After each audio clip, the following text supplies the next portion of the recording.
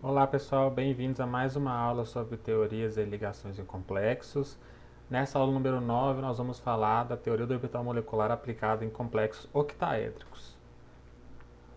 Bem, nós vimos que a TCC e a TLV tinham falhas que não conseguiam explicar alguns fenômenos.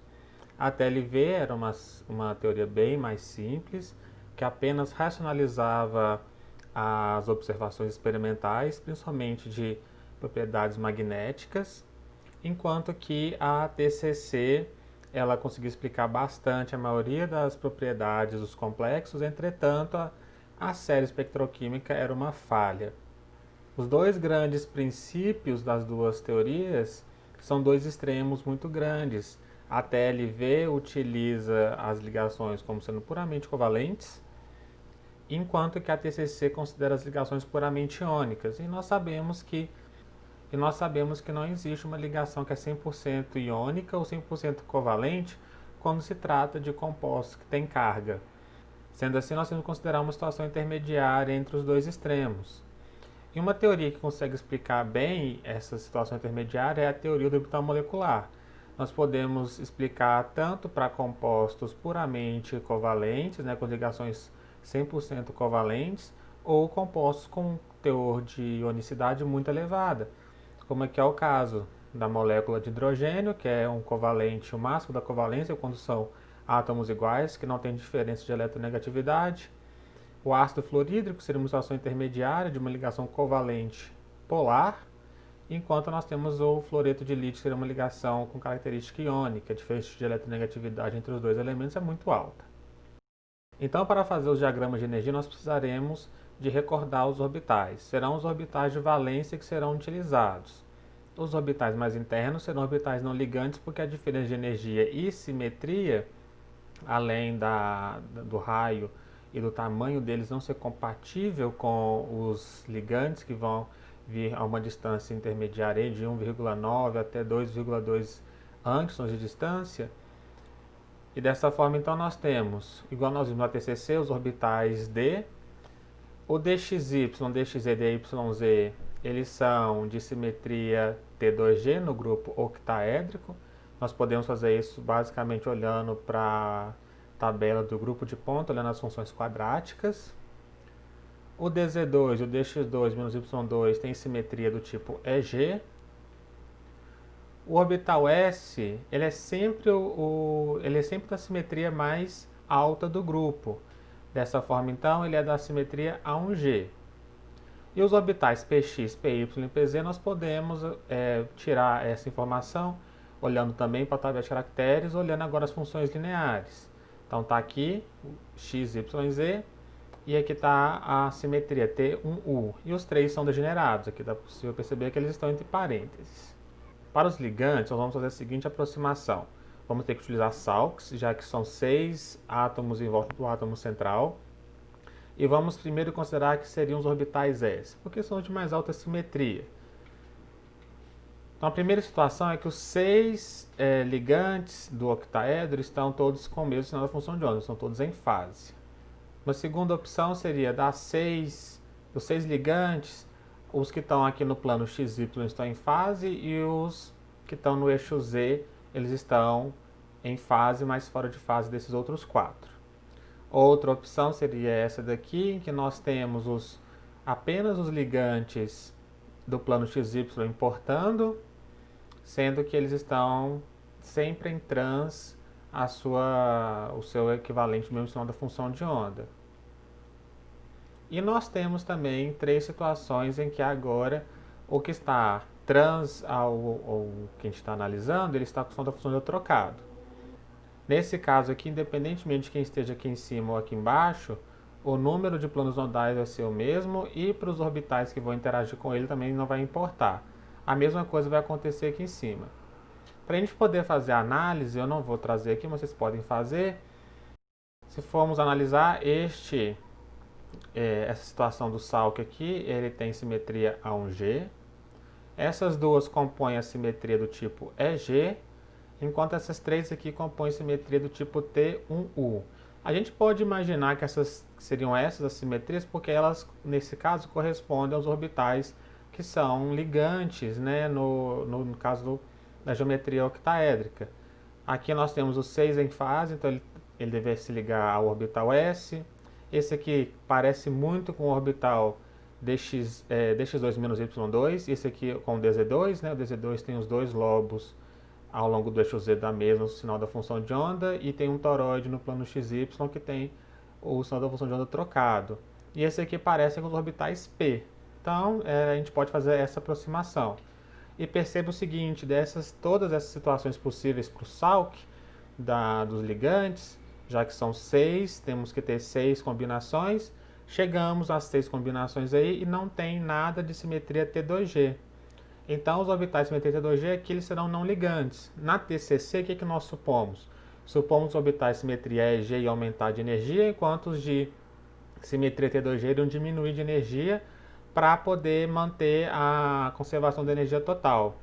Aqui isso não é preciso pensar, porque a formação dos orbitais moleculares ligantes e antiligantes já causam essa equivalência, essa conservação da energia. Então, os orbitais de simetria T2G, cujos ligantes se aproximam entre os dois lobos, não precisam mais diminuir de energia. Aqui eles podem ser não ligantes, como a gente aprendeu lá na teoria do orbital molecular. Aqui nós temos então os orbitais de simetria T2G, que são não ligantes, não tem nenhuma combinação dos orbitais S que pode se ligar com eles. Então nós temos aqui o DXZ, DYZ e DXY. E de simetria A1G, ele se liga com S, de simetria EG consegue se ligar com o orbital DX2 menos Y2, ou com os orbitais de simetria DZ2, né? Então consegue se ligar aqui e tem uma interação muito fraca, mas em fase aqui também ao longo do toroide, porque ele é um lobo do orbital que tem a concentração da densidade eletrônica muito próximo ao núcleo. E aqui nós temos os orbitais de simetria T1U que se ligam aos orbitais P, Px, Py e Pz. Todas essas situações aqui são situações de ligações sigma, então são formadas ligações sigma, porque a sobreposição é frontal com os lobos. S com S só pode dar sigma, S com D frontal ao longo dos 4 lobos, aqui também ao longo dos 4 lobos. Essas 4 interações aqui são muito fracas, elas são laterais, né? Mas na soma as que importam são essas duas aqui. E aqui nós temos orbitais P também interagindo de forma frontal. Então este daqui fica sendo o diagrama genérico, em que nós temos 9 orbitais atômicos do metal e 6 orbitais atômicos dos ligantes. No total nós temos 5 orbitais moleculares, né? 15 orbitais atômicos interagindo, que vão gerar 15 orbitais moleculares. Então aqui nós temos orbitais D, que eu vou expressar agora como sendo orbitais de simetria EG mais T2G, os orbitais de simetria A1G e T1U. E aqui os orbitais S dos ligantes, que são uma combinação, né, de simetria que dá simetria A1G, 2 que dão combinação de simetria EG e 3 que dão combinação de simetria T1U. Durante a interação, nós temos o de menor energia, o A1G, né, porque forma a situação menos energética, com menos números de nós. Depois vem de simetria T1U. Depois vem de simetria EG. Depois vem os não ligantes, simetria T2G, né, que são orbitais que vão ser puramente do metal, não vai ter interação com os orbitais dos ligantes. E aí vem o EG, antiligante, depois T1U, depois A1G. Então esse aqui fica sendo o diagrama. Perceba aqui que eu não coloquei números na frente porque é uma situação genérica, tá? Além disso, nós não colocamos as combinações possíveis para os orbitais mais internos do ligante também, que deveria ser considerado. Se nós formos pensar no complexo que tenha um elétron D no metal e os ligantes, então entraríamos com um elétron do orbital D aqui, né, no orbital de simetria G mais C2G. E nós temos aqui 6 pares de ligantes que vêm dos ligantes, né? Na hora de distribuir, nós temos que distribuir, então, no final das contas, 13 elétrons, sendo 2 no A1G, 6 no T1U, 4 no EG e fica 1 no T2G. Então percebe o seguinte, os elétrons, efetivamente os elétrons do metal, eles vão começar a contar a partir do T2G. Daqui para baixo, em simetria octaédrica, são elétrons apenas dos ligantes. E o 10DQ fica sendo então agora a diferença de energia entre o T2G e esse EG antiligante. Não tem necessidade de separar em EG e T2G. Então, naturalmente sai que o 10DQ fica sendo a diferença entre os orbitais de simetria T2G e EG. A primeira aproximação foi feita utilizando os orbitais S, mas nós sabemos que os orbitais de fronteira do ligante, quando ele se aproxima, aproxima S, aí aproxima os orbitais P também. Dessa forma, nós podemos fazer um paralelo com os orbitais P. De forma igual, nós temos os orbitais P quando todos eles têm os orbitais de mesmo sinal de função de onda apontando para o centro, como sendo a simetria A1G, o SALC, né, dos orbitais P, PZ, digamos assim, né, porque todos aqui estariam logo do seu eixo Z de ligação. Então, essa aqui seria a situação de simetria A1G. Aqui nós temos a situação de simetria EG, que são equivalentes às apresentadas anteriormente. Aqui uma delas que tem quem está em trans com a menção da função de onda, e elas mudam dessa forma para casar com os orbitais de simetria dx2 menos y2. Aqui para coincidir com o orbital de simetria dz2, né? E aqui nós temos para poder formar ligações sigma com os orbitais P. Então, os orbitais P precisam de ter, ao longo do eixo onde eles estão localizados, dois lobos de simetria diferente. Então, aqui nós temos a situação de ter um U que vai se ligar aos orbitais P. A aproximação de orbitais atômicos, ela vai acontecer quando nós estivermos tratando de átomos isolados que se aproximam, ou íons de um único elemento, como por exemplo fluoreto, cloreto, brometo, iodeto, oxigênio carga 2-, o grupo óxido, né? S2-, o grupo sulfido, e também N3-, nitrido e assim por diante. Toda vez que nós tivermos um átomo se aproximando ao longo dos eixos, um átomo apenas, seja ele cátion, ânion, enfim, qualquer um deles, nós temos a situação dos orbitais atômicos interagindo com os orbitais do metal. Quando nós estivermos tratando de moléculas, esses orbitais eles já estão parcialmente comprometidos com as suas ligações. E nós podemos fazer uma outra aproximação, que é o seguinte: nós vamos pensar que são os orbitais híbridos que têm pares de elétrons não ligantes que vão se ligar ao metal, como por exemplo água, amônia e assim por diante. A amônia faz 3 ligações e tem um par de elétrons não ligantes. Se a gente for analisar, a amônia está em hibridação tipo sp3 e esse último orbital está ocupado com um par de elétrons. A gente pode desenhá-los aqui, desta forma. E aí, da mesma situação, eles podem ter esse sinal da função de onda associados, não é porque eles estão hibridizados que eles não precisam ter sinal da função de onda. E o SALC deles vai ser parecido com os orbitais SP, da mesma forma. Então, essa aqui seria a situação mais simétrica, de simetria A1G. Essa daqui vai poder casar com o orbital dx2 menos y2. Essa daqui é para cair bem com o orbital de simetria dz2. Esse aqui para se ligar, fazendo ligação sigma com os orbitais P do metal. Então, quando nós temos um complexo, como esse complexo de ferro aqui, o hexaaqua ferro 3, ele é um complexo que é de campo fraco.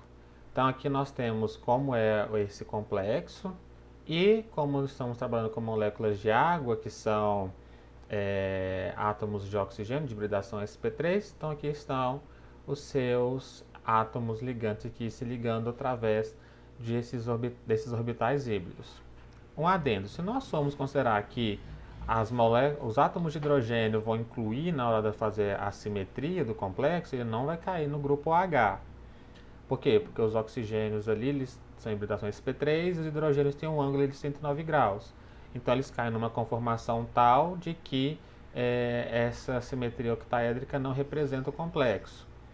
Entretanto, nós vamos considerar uma simplificação de que a gente vai considerar apenas os átomos que são ligados ao átomo central. Então, nesse caso, como está ligado ao átomo central 6 oxigênios que provêm de 6 moléculas de água, então eles são considerados 6 átomos equivalentes. e como consequência nós temos uma microsimetria ali em torno do complexo que é sim do grupo H. Desta forma então nós temos o seguinte: o ferro ele é de configuração 3d5, ferro carga 3+, então nós temos aqui os 5 elétrons orbital D, e nós temos aqui os 6 pares de elétrons não ligantes da água que são usados na interação. Lembrando que a molécula de água tem 2 pares de elétrons não ligantes e os outros pares que não fazem ligação com o metal eu desconsiderei aqui. Estou considerando os orbitais de fronteira e os orbitais dos ligantes que vão interagir com o metal. Por isso que a gente fala que é um diagrama simplificado. Então, primeiro aqui, como eu disse, vem os elétrons dos ligantes, né? E como sabemos que é um complexo de campo fraco, nós temos então os 5 elétrons do ferro separados dessa forma. Primeiro vai para o orbital T2G, depois para o EG, e como a energia de emparelhamento é maior do que a diferença entre o EG e o T2G, que é o 10dQ, então nós não vamos emparelhar nenhum elétron. Aqui nós temos outro complexo de ferro, agora ferro com a bipiridina, e nesse caso aqui ferro 3+ ligado a 3 bipiridinas, aí ele sim já é um complexo de campo forte. Os compostos nitrogenados de maneira geral são de campo mais forte do que os oxigenados. Dessa forma então 6 ligantes nitrogenados, ou melhor dizendo 6 átomos de nitrogênio ligados ao ferro, aumentam a força do campo de forma a sair de campo fraco para campo forte. Aqui está representado, né, um dos isômeros possíveis para essa situação, mas o destaque aqui é para o ferro ligado a 6 nitrogênios. Não são 6 grupos nitrogenados, porque cada molécula é bidentada. São 3 grupos nitrogenados aqui, que geram uma situação de ferro octaédrico com 6 átomos de nitrogênio em volta deles, que estão aqui representados a microsimetria em torno do átomo de ferro. De novo, então, nós temos os elétrons do ferro, os 5 elétrons D, e nós temos aqui os 6 pares de elétrons dos nitrogênios que vão se ligar ao átomo de ferro. Aqui, como tem informação de que o nitrogênio deixa o complexo em campo forte, é de supor então que a interação vai ser mais forte com o metal, e dessa forma os orbitais de simetria EG, T1 e A1G ligantes, eles diminuem mais de energia do que no caso com a água, o que gera a situação em que os orbitais ligantes ficam de energia baixa. O não ligante não muda de energia porque ele é não ligante, mas em contrapartida, o orbital antiligante EG, como o EG ligante diminuiu de energia em relação à situação anterior, agora para compensar essa energia, esse EG tem que aumentar a energia do seu antiligante.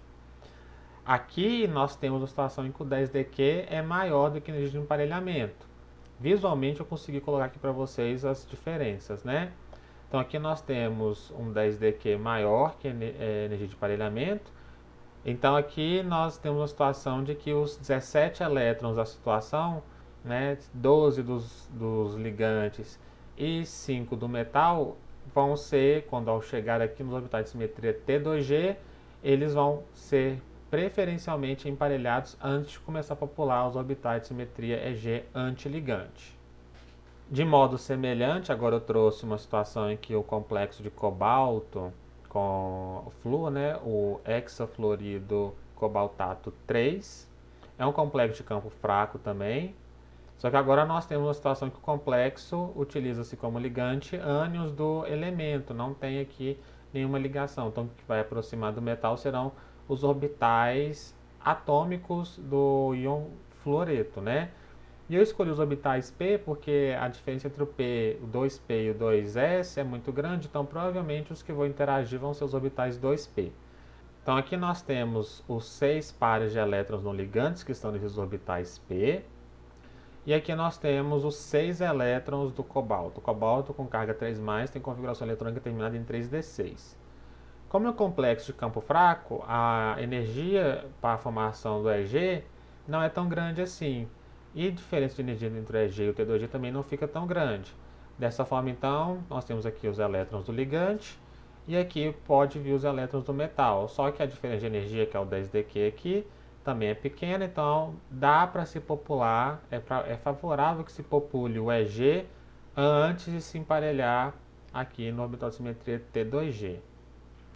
Agora nós já temos uma situação em que o campo é forte, o cobalto está ligado a 3 moléculas de amônia, que é o íon hexamino cobalto 3. Aqui nós temos a representação desse complexo.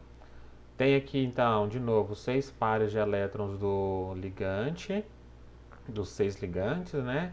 E os 6 elétrons do metal. Então temos que distribuir 18 elétrons. Então ficam 12 aqui nos orbitais ligantes, referentes aos elétrons do ligante. E os do metal vão ficar todos aqui nos orbitais de simetria T2G, porque a energia, a diferença de energia entre o EG e o T2G, entre o T2G e o EG antiligante é muito grande. Então é preferível que eles fiquem emparelhados aqui nos orbitais de simetria T2G. Então aqui eu mostrei para vocês como são formados os diagramas de ligações sigma para os complexos octaédricos, e na próxima aula nós vamos falar das ligações π, uma vez que os ligantes se aproximam e outras interações podem acontecer também. Então até lá!